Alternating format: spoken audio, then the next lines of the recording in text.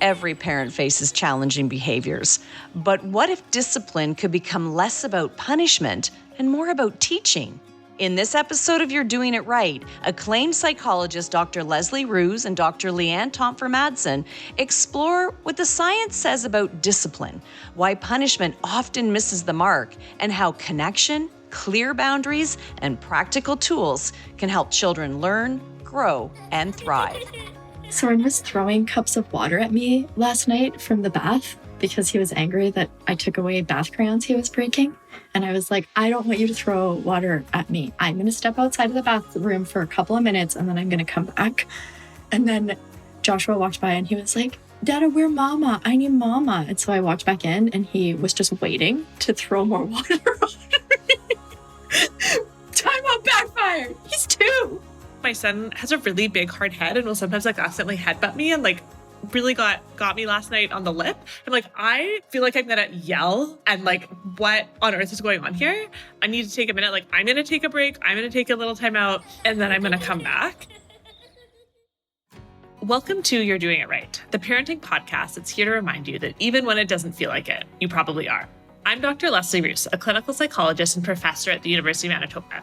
My work focuses on supporting family mental health and strengthening relationships, starting as early as pregnancy. I spend my days researching what helps families thrive, and I'm also a mom of 3 beautiful, chaotic little kiddos, so I am right there in it with you. And I'm Dr. Leanne Tomfer-Madsen. I'm a clinical psychologist and a professor at the University of British Columbia. I study parent mental health, sleep, and early family well-being, and I lead the Healthy Families Lab, where we look at how stress and early experiences shape both parents and kids and ways to intervene for optimal family mental health. I'm also married and I'm a parent of 2 kids, so I'm managing all these relationships along with you. Between us, we spent years in research, clinical work, and working right alongside families, trying to answer one big question. How do we actually make this parenting thing more doable and enjoyable? In this podcast, we're taking all that research and turning it into practical, usable strategies you can try in your real everyday life. No perfection, no judgment. Just expert advice wrapped up in a hug and with real talk from people who understand it. Because you don't have to get everything right. You just need to feel a little more supported along the way. This is You're Doing It Right. Today, we're diving into a topic that comes up in almost every family at some point: discipline. And more specifically, how we begin to move away from what we think about as punishment and towards something that actually helps teach our kids to act differently in the future. One of the things we're going to talk about here is how do we move away from big punishments when emotions are running high, things get said that we regret, and towards something that can actually teach our kids to change behavior a little bit more over time. A lot of us came from households where discipline and punishment were thought of as the same thing, or our parents came from those kinds of households. So big consequences, sometimes even physical punishment, were the model that we were exposed to. And, that makes sense. We're always working with what we know. We're trying to figure out how do we regulate, how do we do the best thing that we can for our kids. But what more recent research has shown us, especially the work of Dr. Ashley Stewart-Tufescu, is that punitive approaches don't actually lead to better outcomes for kids. And they can actually have negative impacts on kiddos' development, their mental health, and that parent-child relationship, which we know is one of the most important things we're trying to support. So it raises an important question. If your kid is doing something you really want them to stop or is objectively not okay in society, if punishment isn't the answer, then what is? That's really where the shift will come in. We'll try to reframe a lot of different ways that discipline can look like, and also why kids might behave the way they do and what they're trying to communicate in those really tough moments. I always talk to parents about, think of yourself as like a behavior detective. Get curious. Try to understand what's behind the behavior. That's going to lead to a very different response and a very different strategy for you to actually guide and change the behavior that ultimately you don't want to see anymore. Our guest today is Dr. Ashley Stewart-Tufescu. She's an assistant professor and a registered social worker whose work sits at the intersection of childhood adversity, mental health, and violence prevention. Her internationally recognized research spans 19 countries, focusing on supporting families in complex, high-risk environments. Backed by national research awards and real-world experience in child welfare, she brings both a global insight and practical trauma-informed expertise to her work. Ashley, thank you so much for joining us today on You're Doing It Right. If you can tell us a little bit about yourself, who you are, where you come from, why you do what you do. Well, thanks so much for inviting me, Leslie. It's just a real honor to be able to, share work, our research, and connect with families through different platforms. So really happy to be here. I'm Dr. Ashley Stewart-Tefescu. I'm an assistant professor in the Faculty of Social Work at the University of Manitoba in Winnipeg. My area of research and work is really around parenting and how do we support children and families? I'm a mother of 2 children. Hard to believe they're now officially adults. So I've been through the parenting experience. I've learned a lot along the way. I've made a lot of mistakes, and I think that's okay. And I just want to share what I can with other parents who are going through it. I think sometimes there's a perception that parents should know what to do all the time, or that having well-behaved kids means that you're doing a good job parenting. Can you talk a little bit to us about some of those myths that impact us as parents, as clinicians, and as community members? Parenting is tough. We have to normalize that. And I think we have to be more honest and open about sharing those challenging experiences, because sometimes we can feel so isolated in this moment ourselves. We look around and we think that other people are these perfect parents or that they have perfect children. And then we look at ourselves and we wonder, well, what's wrong with me? Or, oh, what's wrong with my children? And the answer is it's nothing. It's normal. Having all this training in child development, and it's still hard for us too. There's no manual for how to be a perfect parent. And there's so many opportunities there for real challenges to arise. What should I do? When do I get more support for something? And like you said, to be sharing, I think that, shame-based avoidance of talking about the struggles that we have as parents are a reason why people often feel, stressed. And they also limit our ability to be creative in both taking care of ourselves, oh, this is normal, this is okay, versus, oh, that's such a great idea, or let's try this. My kids behave a lot better when they're not bouncing off the walls with energy. I think there's often this myth among parents that if I don't punish my child now when they're young, if I'm not coming in strong with the discipline when they're little, when they're older, they're going to be wild, running amok, doing all these terrible things in society. And so what we want to help parents to understand is that the best learning happens in those supportive moments, rather, when the parent is calm and the child is also calm, and you can actually guide and teach your child how to behave in a different way, to correct the behavior that was potentially harmful or problematic in the first place. And that's really critical. And it comes to something that I really want to help, hopefully, have parents understand, is that there's this difference between discipline and punishment. There's a lot of confusion about the difference. What do we actually know and understand discipline to be, and what we understand punishment to be? A lot of parents feel like they're supposed to avoid punishment altogether or stay calm all the time. And we know that that is not possible. Things can escalate when our kids misbehave. What does supportive, effective discipline actually look like in real life? I've thought about this a lot. One of the wonderful things we're trying to do with our research and our work is to reclaim what discipline actually means. And so somebody that I've worked closely with throughout my training is a clinical child psychologist, Dr. Joan Durant, recently retired from the University of Manitoba. But the work I did with Joan was really trying to understand the roots of what discipline means. And when you define it, it's actually about learning, knowledge, and understanding. That's what discipline is all about. And so punishment, I always think of punishment as it's something that we do to children to stop behavior in the immediate. But discipline is actually very different. It's something that we do with our children to help them grow and develop, to learn self-regulation, and to ultimately have their own moral compass so that when we're not there in the moment to guide and shape their behavior, they have this moral compass guiding them and they're able to be self-regulated themselves. So discipline and punishment are two fundamentally very different things. They have different goals, they have different approaches, and they ultimately have very different outcomes for children. Those are really critical terms. I also want to just pull a little bit on what you said in terms of punishment and control and obedience, because I think that Although we can all imagine a scenario where a parent can be very firm, demand obedience all the time, and that can lead to kids who might have a harder time expressing themselves or exploring creatively. I also think that most parents would probably feel like, yeah, I'd love for my kid to follow my directions the first time I asked and to be obedient when I tell them not to do something. What are sort of some of your thoughts on that frame or those beliefs? Like, are those not okay to have any of the time? Are those okay to have some of the time? Where do we sort of find our path through here? I come back to language because I think sometimes like you'll hear things like, oh, like, why is my child misbehaving? Or why is my child being so naughty, right? Those are very common things that parents say. But I think when we ask or we frame those questions in those ways, we're already maybe starting from a place of judgment. And it's a place of judgment that I myself have held. So it's not a criticism to parents. And, depending on the day and your own capacity and the stress that you've experienced, sometimes that's where we are in our day. And those are how we're framing and seeing the experiences with our child.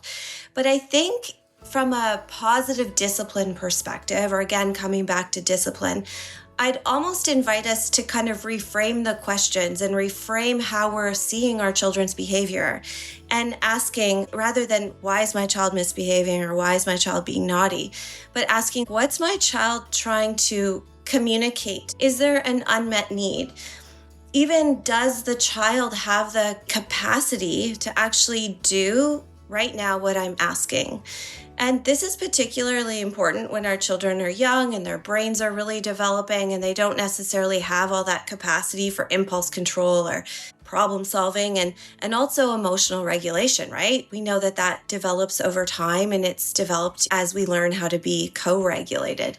So I think it's about asking and being more curious about, why is my child behaving in this way? What are they trying to communicate with their behavior without judgment? I always talk to parents about, think of yourself as like a behavior detective.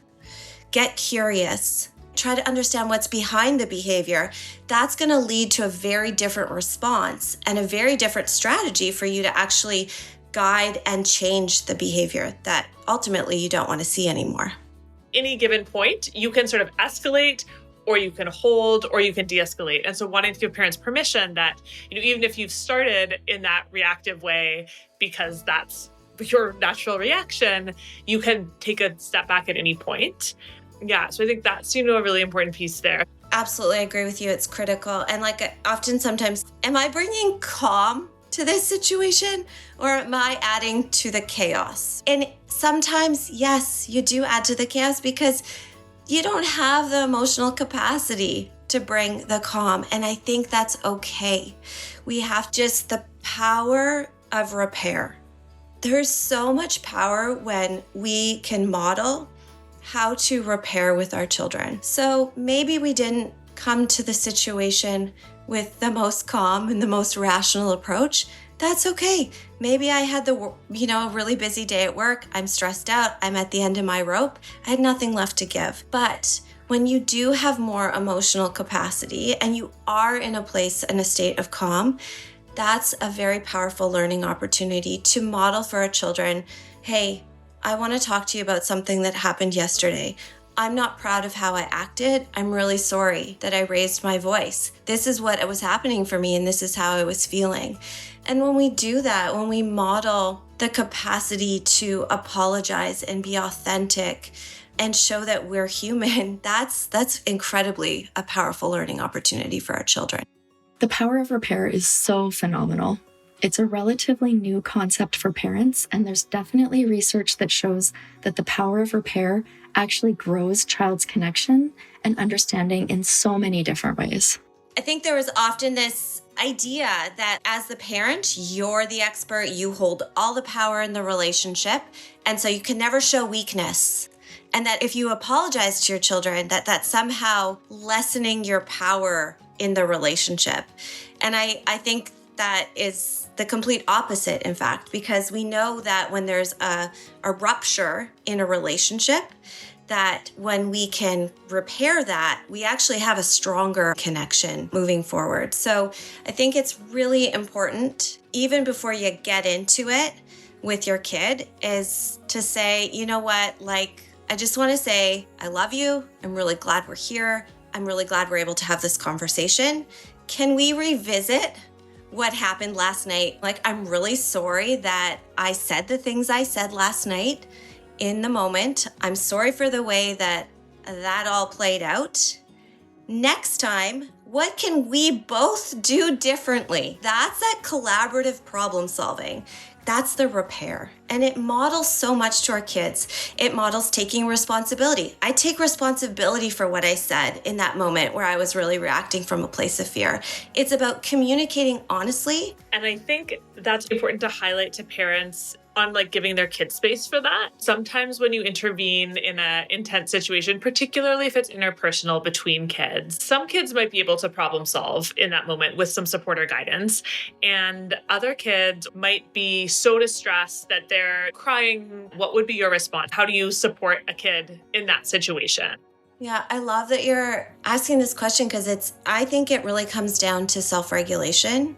And we have the capacity to self-regulate some days more than others, some moments more than others. And I think that also this depends on the age of the child. One thing that's helpful, I think, for parents to understand is the children co-regulate with us as parents or caregivers before they can co-regulate on their own. I always like to think of our calm as like literally kind of like an external nervous system for the child when they're feeling overwhelmed. And so I think modeling can really help in that sense.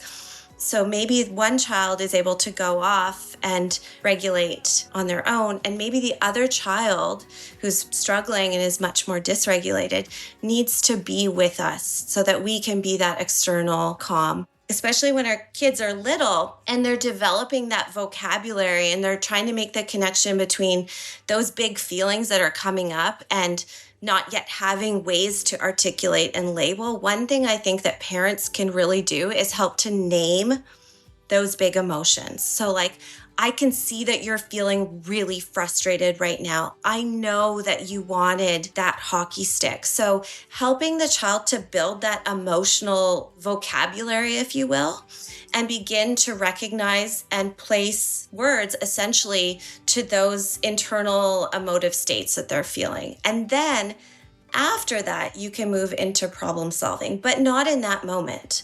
The child that's dysregulated, no learning's really happening there, right?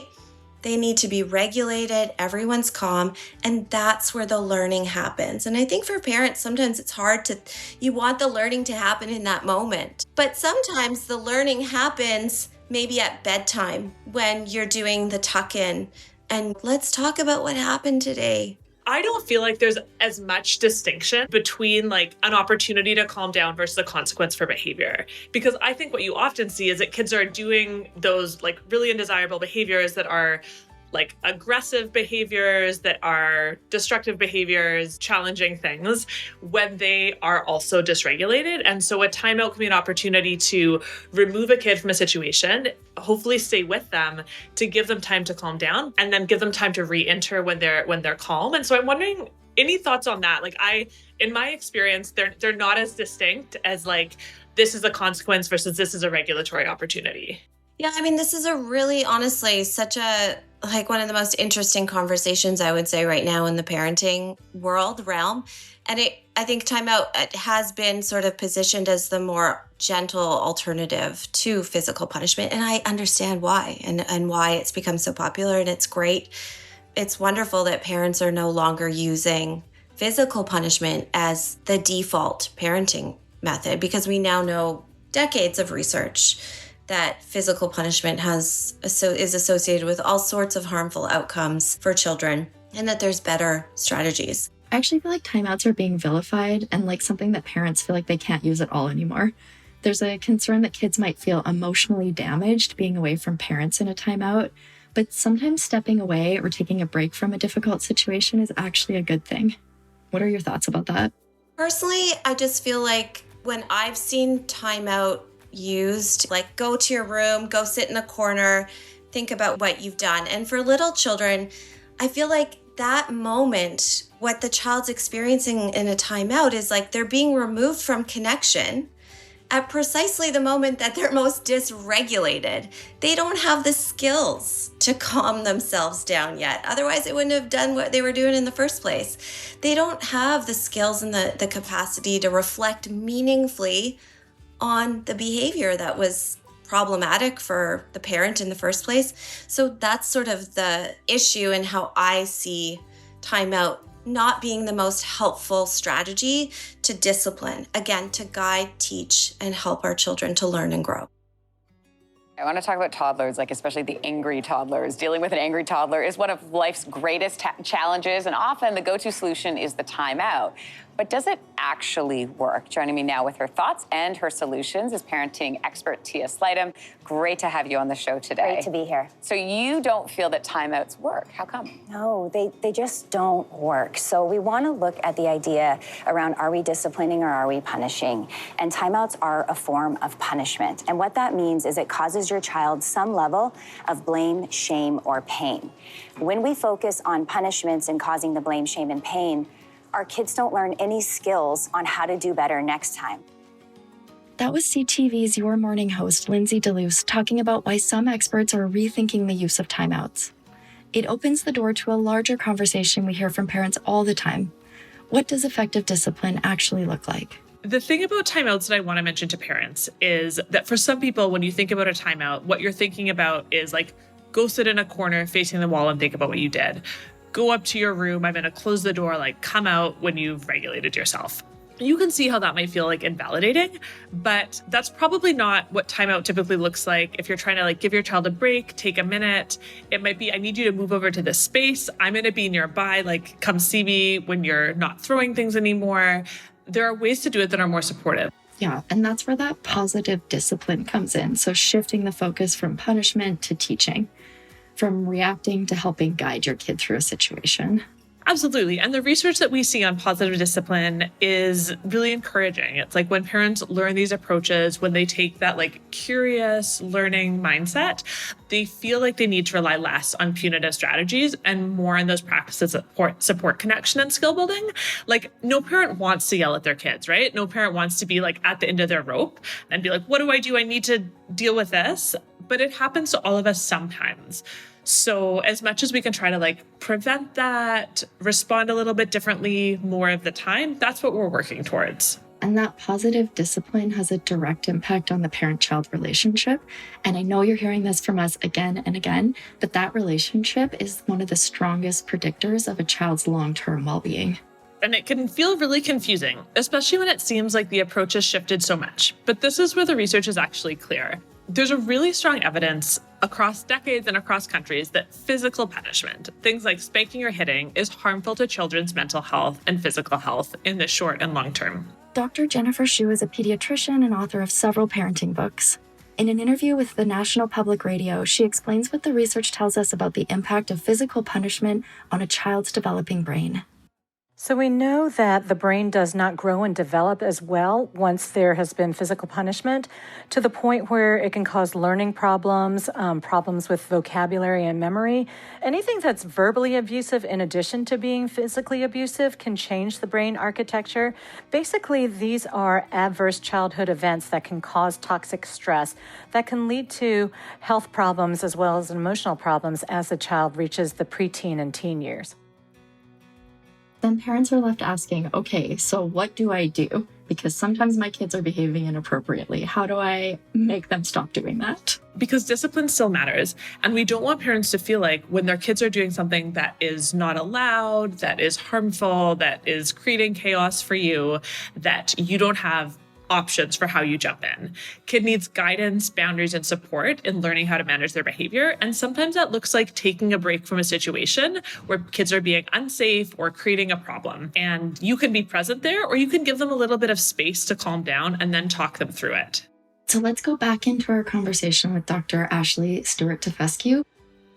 I think it comes back to language, right? And how parents interpret these strategies, if you will. How it's done can look very different. And I always argue, like, is there learning happening there? Is there a bigger, calmer brain helping the child in that moment, as opposed to just being isolated, not learning anything? nothing positive's coming from that. But again, I will say to parents that you're trying your best. Some moments you have more capacity than others. And I'll be upfront about it. Like, using positive discipline, it requires more from us as parents. It is what it is, because you're actually not reacting in those moments anymore.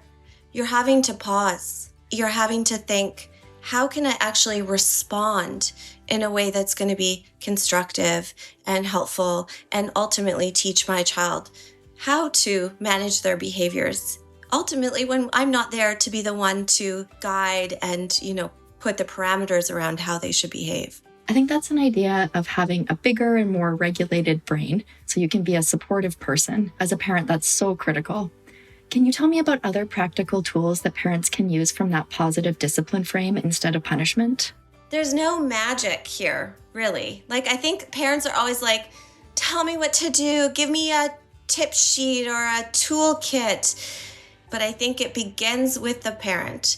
Are you in a place where you can actually step in and address the situation and regulate yourself? It's about taking a moment to pause. Some parents who are feeling dysregulated find that some breathing exercises will help, taking some deep breaths, grounding yourself. And you also ask yourself as a parent, what type of relationship do I hope to have with my child? And then if you can have those long-term goals in mind, I often encourage parents, put them around the house, put them on the fridge. When you are in those moments where you have to step in, you got to deal with the everyday parent-child conflict. If you can be mindful of your long-term parenting goals, again, the type of person you hope that your child will be and the relationship that you hope to have with them, that also acts as a bit of a stop. It puts things into perspective. How I react in this next moment, is that going to help me to get towards those long-term parenting goals, or is actually that going to make it harder for me? Another thing is remembering that you're the behavior detective. I know it sounds kind of silly, but getting curious. What's going on with my kid? Why are they acting like this today? What are they feeling? What are they thinking? Does something happen at school that I don't know about? When you get curious and you come at it with a place of empathy, it really does change how you respond and change your response in those moments. So that's kind of the strategies, if you will.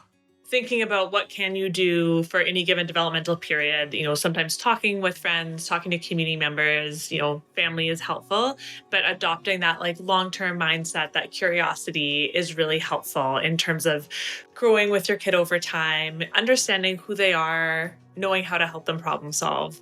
And I just want to add one other thing to that too, I think for parents, is to be kind to yourself, because parents are really hard on themselves. They have high expectations for themselves, right?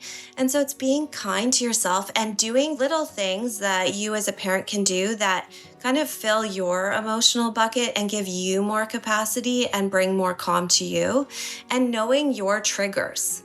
So what are the things that cause you to feel dysregulated? Sometimes, I know for myself, it's anytime we're starting to be late for something, that would always raise my anxiety, and I would raise my voice, and I could feel my body getting hotter. It's about helping parents to understand what are their own triggers and being able to recognize when those start to take over your body. Is that you start to realize that your voice goes up in pitch. Understanding your physiological reactions, it's the yellow signal telling you, hang on a minute, you need to slow down. And so for parents, if they can begin to recognize those sensations and those experiences for themselves, and also do things that help to reduce that, then they're in a much better position to respond with positive discipline as opposed to more of a punishment. I love that idea of those yellow lights. So what are some of those yellow lights that you experience? If you're in a situation with a co-parent or a family member, you can tap out and say, hey, I actually do need to tap out. Can you help manage this? I'm going to take a break to calm down. So I'm trying to model removing myself from the situation when I don't feel like I can bring calm in that moment. Do you have any thoughts on that approach? I think it's amazing. It's a perfect approach, because instead of modeling a punitive or coercive response, you're actually modeling to your children how to problem solve and how to prioritize your feelings, and that they're important and that you recognize them in those moments. Those are beautiful life skills that our children learn and they see in the early years, and they take those with them into their lives. It becomes like their model for conflict resolution, right? And I think that begins when they're little. And if we can continue to model how to prioritize ourselves, recognize our own boundaries, showing our children that we are respecting our own boundaries, that is such a beautiful gift to give to our children. And again, it creates potentially the default strategy that they use to approach conflict in their lives. For sure. How do you want your kids to manage conflict in the future when tough things come up? I think there's this idea that positive discipline means like no boundaries or no structure. And in fact, I think it's the exact opposite. It's foundational to teaching and guiding. It's about setting clear expectations. It's being consistent in how we show up. And it's about being deeply invested in another person's growth. And so you can absolutely be firm and set the boundary that like, hey, hitting is never okay in our family. That's a boundary. But the curiosity piece is, I see you're really angry. Let's figure out what happened to you in that moment that caused you to hit. So in that case, the boundary still holds, and the relationship between the parent and the child still holds, because the child actually feels safer and more secure when they know what the boundaries are or what the limits are.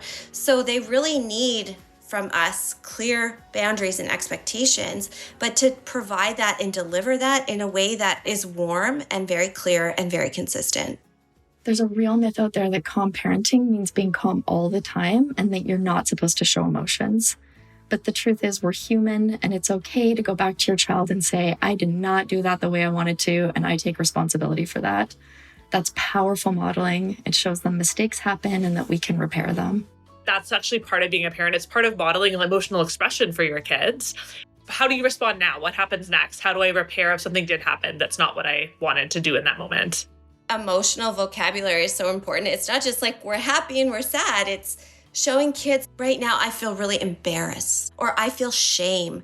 It's like verbalizing, externalizing our own feelings so that our children can learn that there is a wide repertoire of emotional experiences that we will face as humans. And how do we articulate those, and how do we respond to those? That's the guiding, that's the teaching there. That's another thing that there's good research on, actually, is that kids who are exposed to a wider emotional vocabulary actually have better emotional expression and regulation a few years later. So I think that's another great reason to bring that in when you can.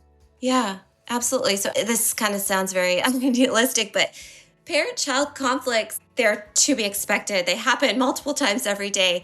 But if you can see them as a learning opportunity to give your child another way to see them to be able to resolve conflict, that's a really beautiful thing. And if more adults have had that growing up in childhood, I think we'd see far less conflict in the various aspects of our lives as adults. Isn't that the truth? Is there anything else you'd want to add? Ways that parents are doing it right? Just to be kind to yourself is so important.